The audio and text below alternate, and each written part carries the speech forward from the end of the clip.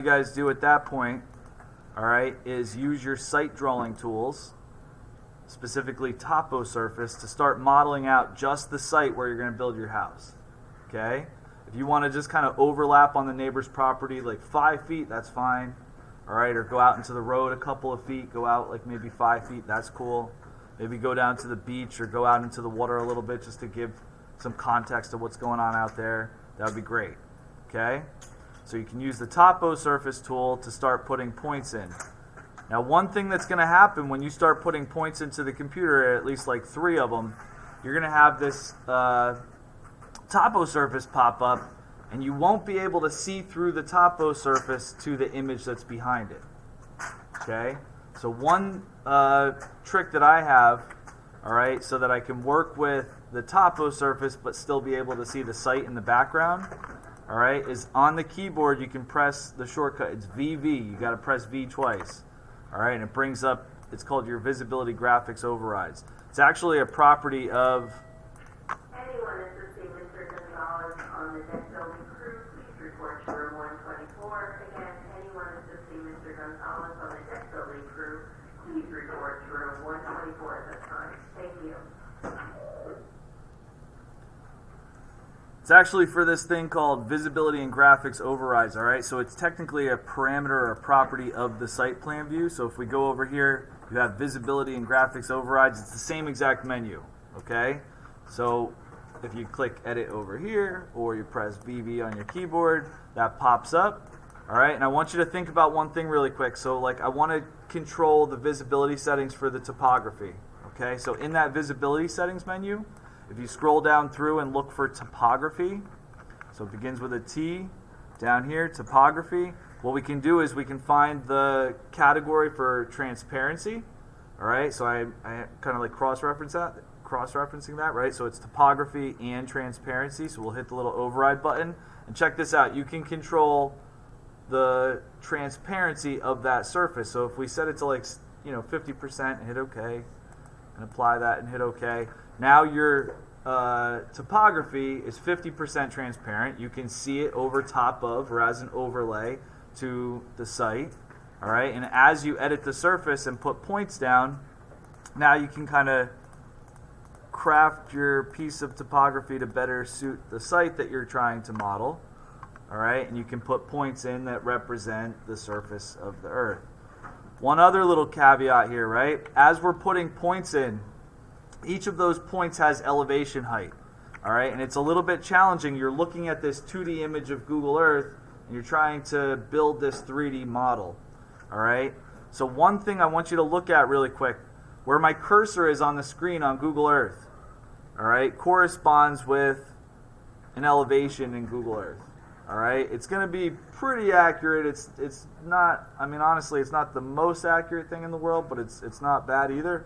All right, if we were to go over here on the water, I'm at 1 foot. So I'm just looking at this little indicator in the bottom right. I'm at 1 foot over here. Over here, I'm still at 1 foot. If I go up onto the beach, I'm at 4 feet. Over here on the beach, we're at 4 feet. Go up to the yard, we're at 10 feet. All right? So here's what I want you to do. And you don't have to, like, this doesn't have to be the most accurate site model in the history of the world. All right? But I want you to try to pin down a couple of points at their topographical height.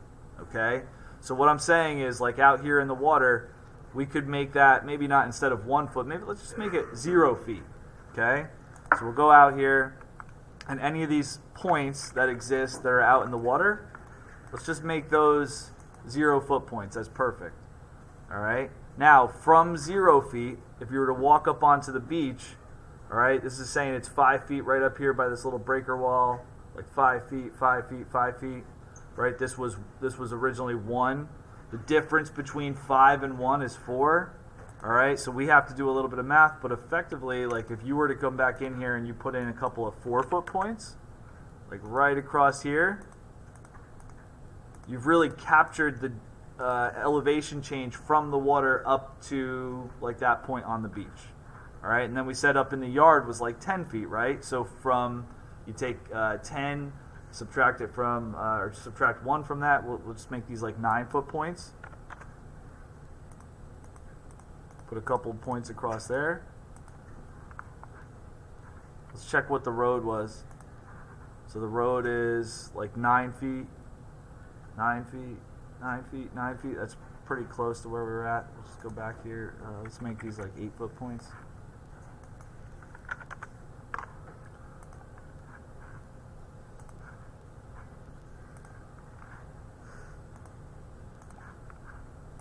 All right, and now you can change materials and you can use split surface. You can put in a couple of trees and plants and you have your site.